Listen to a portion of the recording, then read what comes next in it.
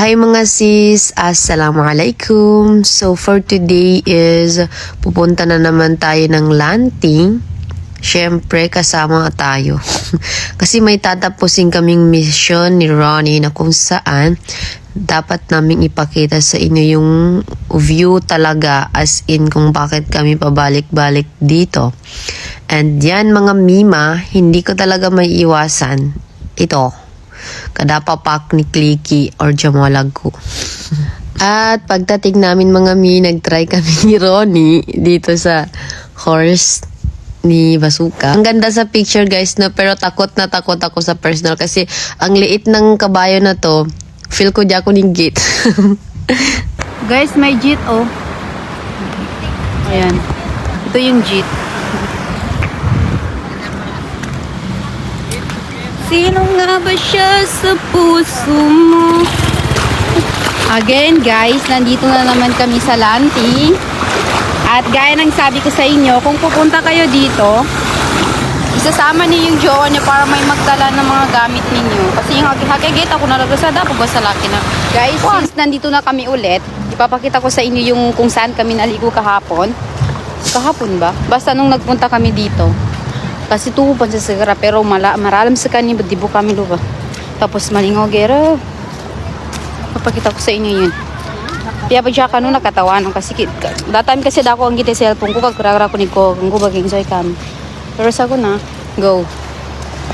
So guys, nandito na kami sa area. Dito kami magluluto. Balilubay ti padalong ko sa kalun. Sami padalong ko to sa kalun bawangan namin amimay. Maralam gid zamba guys. Bali iga tama na siya, tama na luy. Na si Oni. Daw!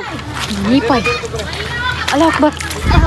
Inulit lang guys yung pagpunta namin dito kasi nung first na pagpunta is medyo kulang yung pagkain daw, sabi nila ate at kuya. Kaya eto, nagkuha na rin sila ng mga dabong and nagluto si Auntie Kags ng tinangay. Shout out Auntie Kags. And then sa mga hindi pa nakapunta ng Lanting mga mi, i-reveal ko na po. Charot. Ayan.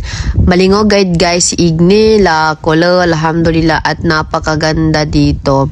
Ayan, tingnan niyo mo ulad kids kanin. Tapos yung tubig niya matanggaw gid.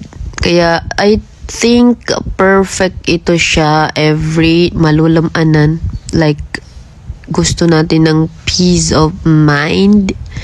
Yeah, kasi tingnan niyo naman. Guys, gusto ko sana maligo while ako naka-video pero hindi ko kaya. Dalhin ko na lang dun. Sa wakas guys, naka-survive tayo dyan. Then nadala ko yung cellphone ko. Ayan, ito po yung sinasabi ko sa inyo na begwa nami. Kasi nga, maganda dito guys, maralam. Tapos malugas. Agad wato niya. Ano, tibuka, ani? Go, tibuka. Go, ani. One. Sige, sige, bilisan mo. 1, 2, 3, go! Okay.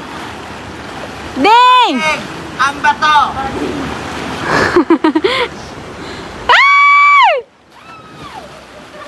Okay. Maralam sa kayo na guys. Di ka empatay? Di ka tangkar. Sa akin di ko katangkar. Kasi 5'9 ni height ko na. Di ko get katangkar. 5'9 ako, di ba? Guys, super kuana. Malingaw. Gilag.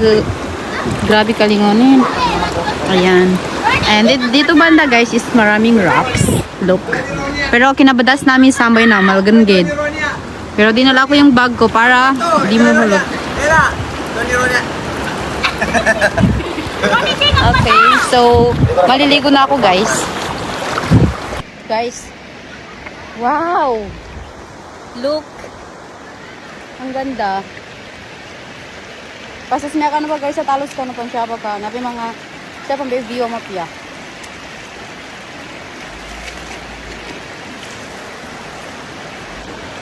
Guys, kung ganito ba naman yung makikita mo na napakaganda at napaka-peaceful.